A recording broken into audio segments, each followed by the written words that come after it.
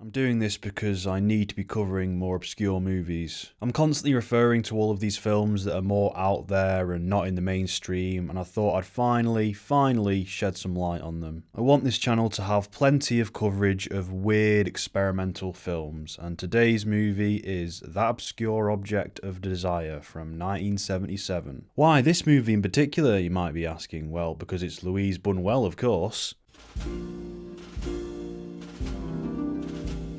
So first, an introduction to Louise Bunuel and who he is. He is a film director, as you might have guessed. He's a Spanish, French, Mexican man who is best known for his surrealist filmmaking and avant-garde styles. One thing that I associate with his work is realism mixed with surrealism. He'll have very gritty and grounded looking movies, but they'll still retain that sense of hyper-reality and weirdness. In fact, that old 70s look that a lot of his films possessed always conveyed to me this strange sense of pseudo-realism, in that it made things feel both dreamlike and grounded simultaneously, and you're left with this very strange atmosphere. So Louise Bunuel, extremely influential on the surrealist filmmaking front. In fact, I suspect that we probably have him to thank in some way or another for David Lynch. I've no solid evidence to back that claim up, but I think it was fairly likely given how influential he was in this particular genre of film. You'll not get a free lunch around here.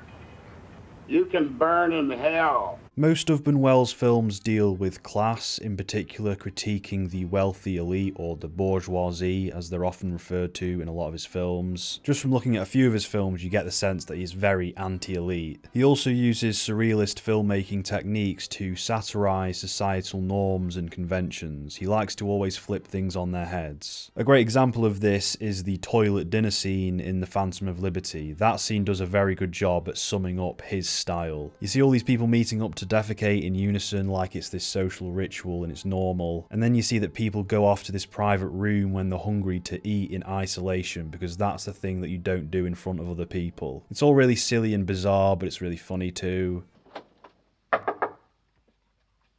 C'est occupé. Oh, pardon. He's also known for his 1929 short film An Andalusian Dog, which was very avant-garde for its time, very shocking and outrageous in what it depicted. Among some of the feature films he's done are Viridiana, The Exterminating Angel, Diary of a Chambermaid, The Milky Way, Bella de Jour, Tristiana, The Discreet Charm of the Bourgeoisie, and The Phantom of Liberty. That Obscure Object of Desire was actually the final film that he directed. A lot of these films were made in the late 60s and the early 70s, which was perhaps the golden age of avant-garde filmmaking. For those of you who don't know, prior to the year 1968, I believe, there was still this production code looming around in Hollywood that prohibited stuff like sex, nudity, and violence. By 1968, the code was essentially gone, but in the years leading up to that and the years that followed, you had all of these daring and outrageous films that were showing all kinds of things. Not just for its own sake, however, it was using violence and sex to illustrate certain thematic points. Depicting sexuality more intimately, showcasing violence more viscerally, it was essentially the time where filmmaking kind of matured. It could now tackle themes via much darker and intense means. For instance, A Clockwork Orange, one of the most controversial films ever made, was released in 1971, slap bang in the middle of this era. Late 60s and early 70s is actually my favourite era of cinema because of this. You had Rosemary's Baby, The Exorcist, Performance, Night of the Living Dead, Straw Dogs, The Wild Bunch, Midnight Cowboy, Once Upon a Time in the West, Easy Rider, Butch Cassidy and the Sundance Kid, The Godfather, Pink Flamingos, El Topo, Solaris, Dirty Harry, Alfie, Fritz the Cat, In the Heat of the Night, The Holy Mountain, Mean Streets, to name a few. And That Obscure Object of Desire is certainly not lacking in any of these avant-garde trademarks, making it prime viewing for 70s film enthusiasts.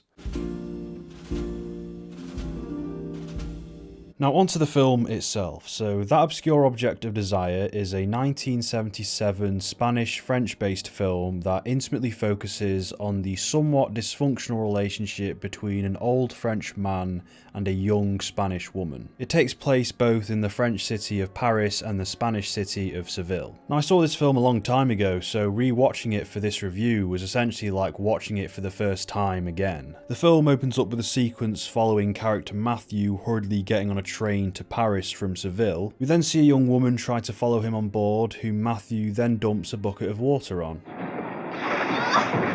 Perplexed by this sight, the passengers sharing a carriage with Mathieu are intrigued to find out what warranted this action. The rest of the film is then mostly comprised of Mathieu, played by Fernando Rey, recounting this love affair he had with this young woman who we now learn is named Conchita to these passengers. It's a similar sort of setup to Double Indemnity, Citizen Kane, or perhaps Rashomon, where most of the film is just someone telling a story and we're given all of these flashbacks, and perhaps there's some narrator's bias going on. Through multiple flashbacks, we witness the initial blossoming and then further development of this odd relationship through the perspective of Mathieu. As the film unfolds, we start to see the emotional and psychological effects that this idiosyncratic relationship is having on our main character. It's essentially a character study about this man's infatuation with this young woman. Now, of all of Bunuel's filmography, Obscure is much more grounded than a lot of his other work, but it still does retain some good doses of surrealism. The key surreal aspect to this film is that the woman Conchita is portrayed by two different actresses, Spanish actress Angela Molina and French actress Carole Bouquet. Now, it's a very simple artistic decision, but it makes the whole film so much more intriguing, and for me that was essentially the hook of the movie. That was what was captivating me the most. It's done to depict these two contrasting personas of one individual. Again, it's so simple, but it's extremely expressive storytelling. Either it represents the capricious personality of Conchita, or more so how Mathieu perceives her to be almost two entirely different people, as again it is all being told through his perspective. It fills this movie with complexity as we have these both figurative and literal dual sides to this woman's personality. I'd liken this creative choice to Mr. Robot, where two different actors are also used to portray two different sides of one person. In that show, when the Mr. Robot persona is most dominant, they have Christian Slater portray the character, but when Elliot Alderson is more so in control, it's Rami Malek. You know, for a shrink, you're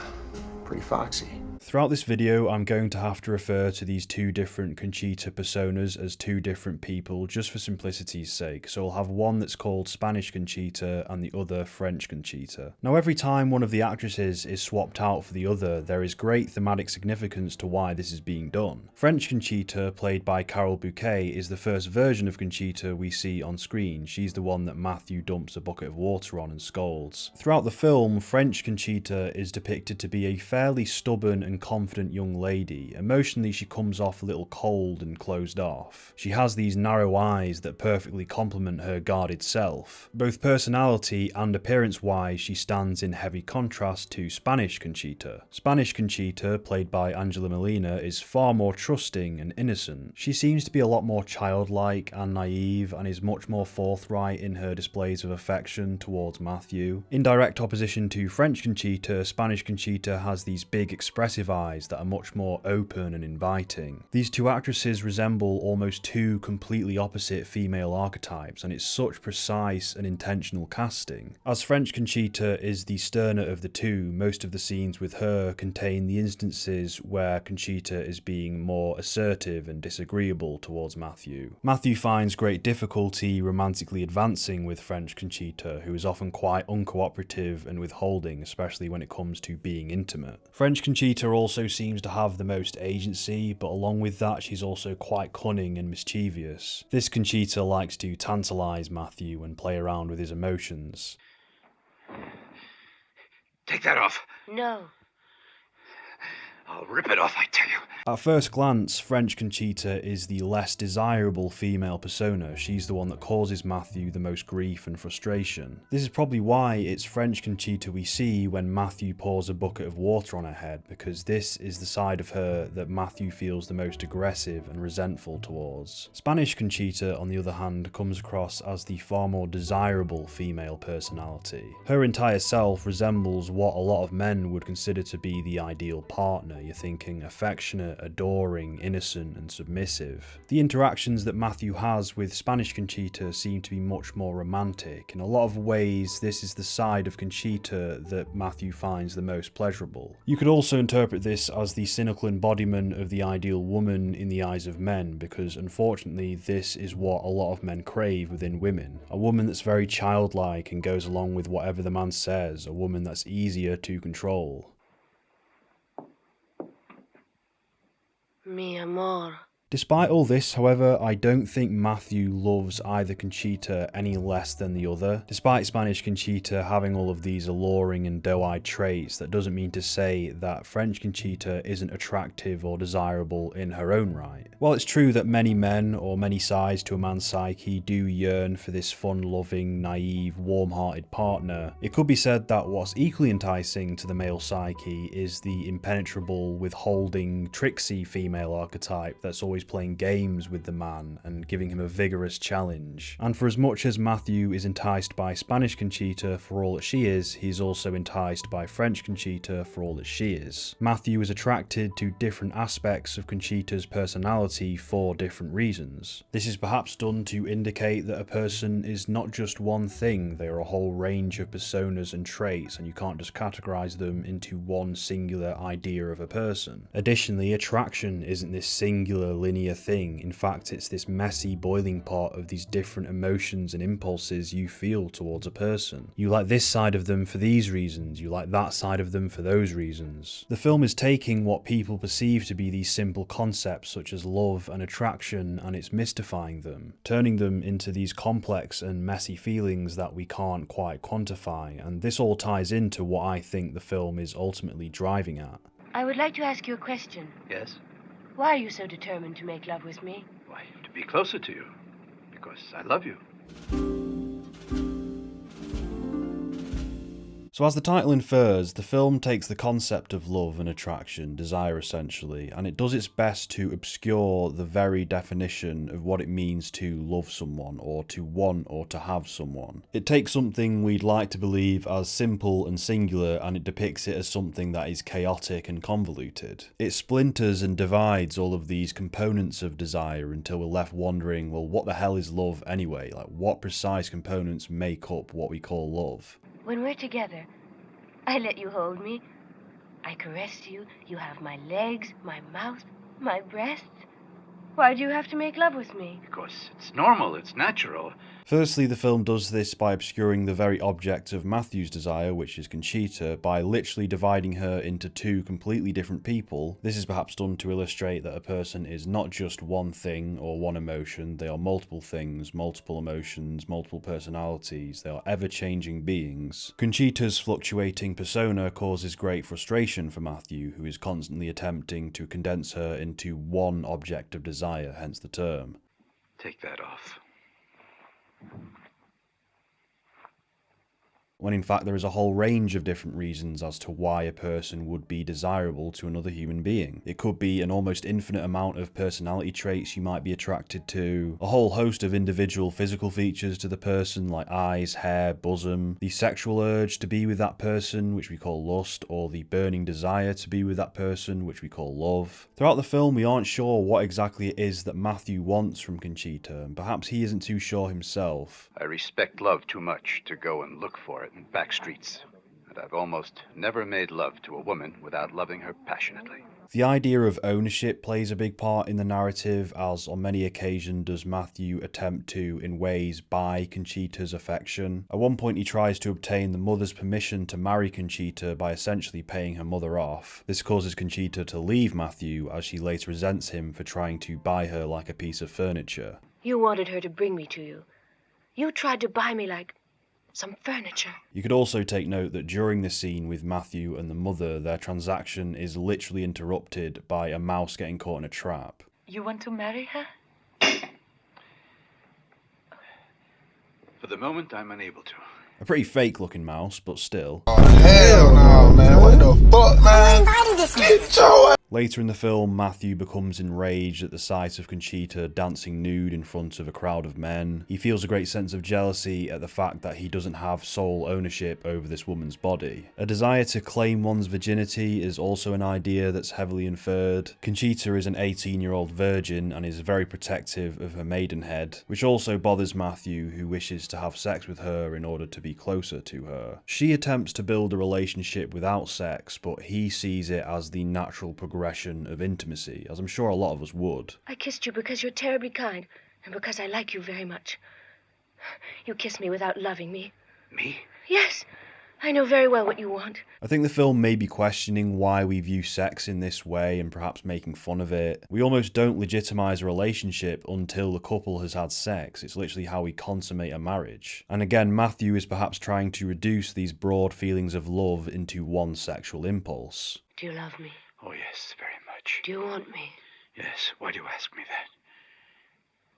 No, not just yet. It's the only way of expressing love and passion that he knows, and fucking the only way a lot of us fucking know. So the film is made up of this back and forth pursuit where Matthew is constantly trying to obtain Conchita as if she were an object, and Conchita is constantly rejecting him or turning him down. And additionally at times questioning why he has these desires to, quote, be with her or have her. For God's sake, what on earth is it? Oh, leave me alone. I struggled with it for 15 minutes. I was raging mad.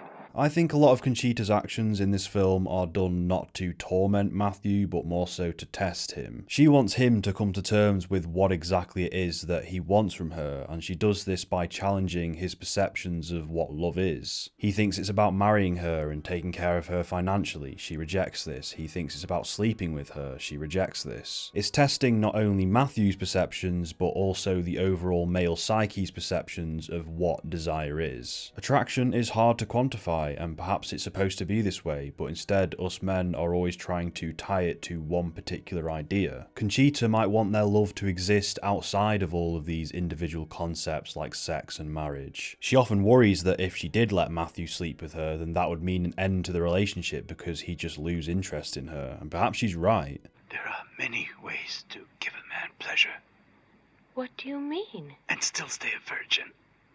Oh, no. What do you take me for? So this relationship of theirs, being as tumultuous as it is constantly ending and then beginning again throughout the film. Near the final act of the film, she essentially submits Matthew to cuckoldry as she locks him out of his own villa and then seemingly has sex with her young male friend. Here he is, my lover.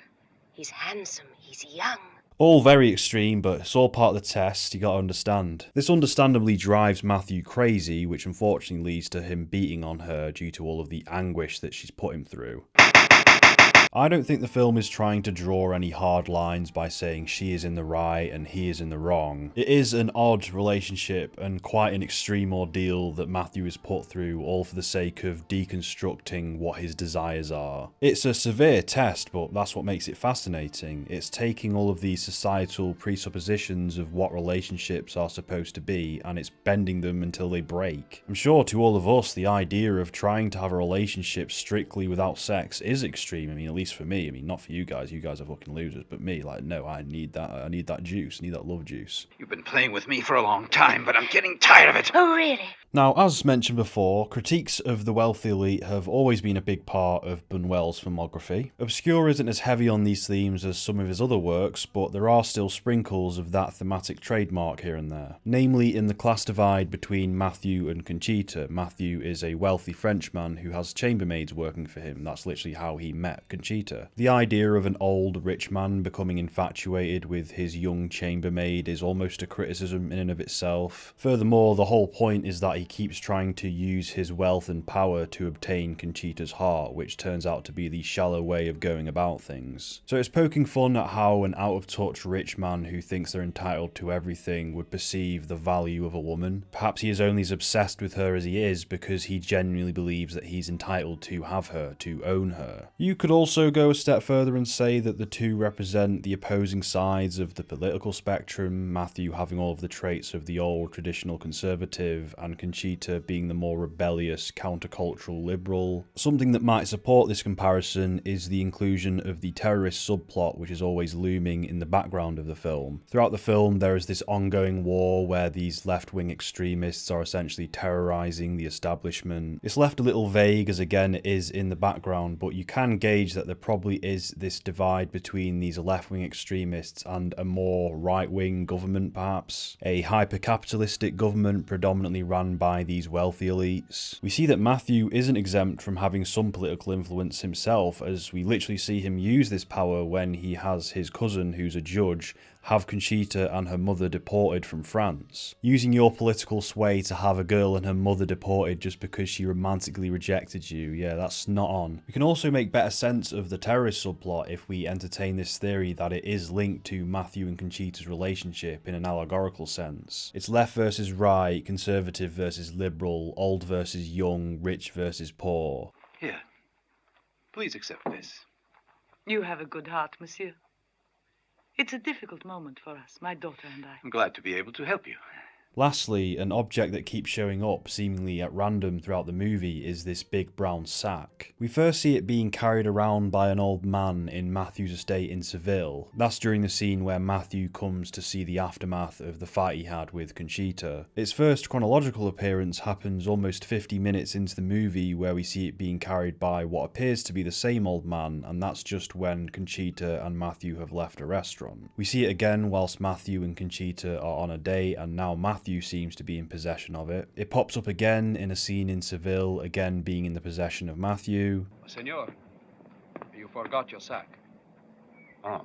No, I'll send someone for it. Now, there are multiple ways in which you can interpret what this sack is supposed to represent, if anything at all. I mean, it's a fucking sack. In my case, however, I'm just satisfied with this simple idea that it represents a possession, an object, something that has no will of its own. I think this is how parts of Mathieu perceive Conchita, just another thing for him to obtain and hold. Not an actual person, rather an insignificant, rugged sack that anyone can come along, throw over their shoulder and walk away with. It being carried through his estate in its first appearance implies that it's just another piece of trivial property that belongs to him, just another piece of furniture. When we see it appear outside the restaurant, this directly precedes an exchange where Mathieu essentially wins back Conchita's affections by bragging to her that he has a nice piece of property off in the country. She agrees to be his mistress in this house, and then the two become partners again. I have a place in the country. I would like to take you there one day.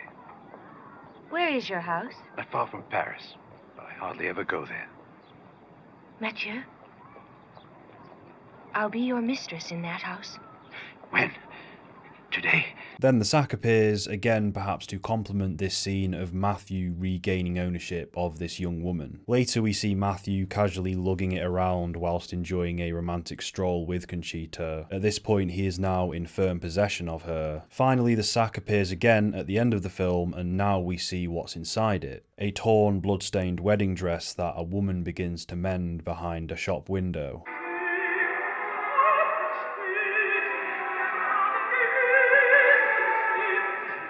I have to admit that upon seeing this I was left a little stumped. I didn't know how to interpret this, but it was only until it was pointed out to me later that I realised what it was. It represents the taking of one's maidenhead. It is literally the physical evidence of that occurrence. And this is something that Mathieu has been fairly intent on throughout this whole narrative. It's all bloodied and ruined, but for some reason this entices Mathieu, who just stands there and leers at it. This is what his most depraved self wanted from this relationship, almost this archaic rite of conquest and the power that comes along with that. Virginity is often referred to as an item, a possession that we can take from another person. I took her virginity, it's literally how we phrase it, and people collect these like trophies. And then you point out that he's gazing at this item from behind a literal shop window. Virginity is something that he and a lot of men perceive as a commodity, just another transaction of sorts. And perhaps Conchita was right to be worried that as soon as the two had sex that she would be of no more interest to Mathieu. Maybe once he took her virginity, he'd finally have this sense of ownership over her and he could be happy and move on and stop pursuing her. When he approaches the shop window, Mathieu is accompanied by French Conchita. Once he starts glaring at the gown, we see him speak a few words to Conchita, but we can't hear what he's saying.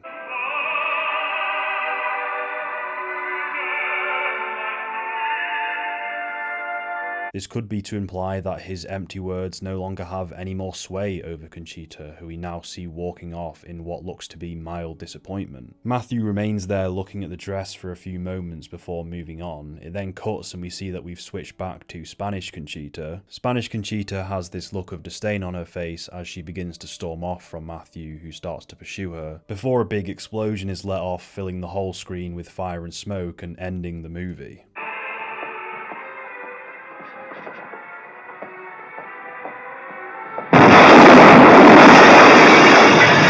their final falling out accompanied by the final act of terrorism, once again tying these two storylines together in this crescendoing moment. Both rivalries have ended in this messy disaster.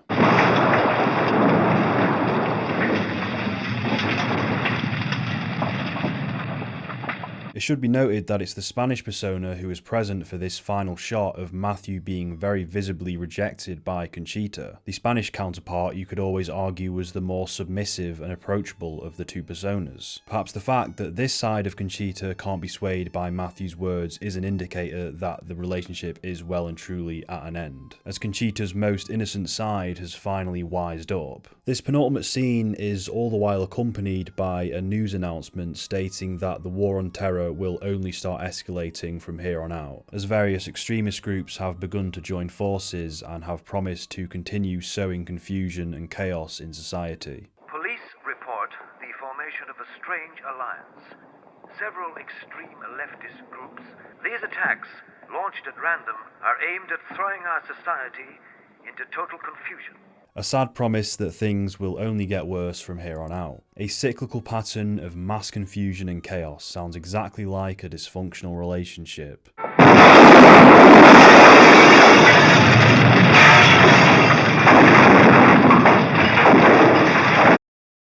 What I want everyone to remember is that this is all just pure speculation and theory, just a little bit of fun, because I like doing that. I like guessing what films are about, especially weird films like these, where it's like, what the hell is going on? And yeah, when you do start dabbling in these intellectual themes, you do run the risk of looking like a smart arse, but I really don't care about that. I just think it is so cool to do. I like taking on themes and ideas that I have no business doing so. A few closing comments I wanted to mention. I don't think this film is about condemning Mathieu or like the male psyche. I just think it's about critiquing the more devious sides of the male mind in terms of how we perceive women. It's hinting at some of the more depraved sides of male desire. That big explosion at the end, I think, is supposed to be taken way more metaphorically than it is literally. Again, Louise Bunuel is a surrealist filmmaker. I don't think the characters actually died there, but it is a really cool way to end the movie. If you were going to have a go at me for the whole French Conchita, Spanish Conchita distinction because it's like racist and surface level, then piss off. It being a Spanish and a French actress is extremely purposeful in my eyes because Louise Bunuel has both French and Spanish heritage. I think in some way these two sides of the female persona represent the two versions of the ideal woman in Louise Bunuel's head. You may have a sense of both Spanish identity and French identity going on simultaneously in his head, and because he has these two different identities coming from these two different cultures, that has perhaps influenced him to have two different brands of desire, at least when it comes to women. So Spanish Conchita is his Spanish identity coming through, etc. Again, all completely theoretical.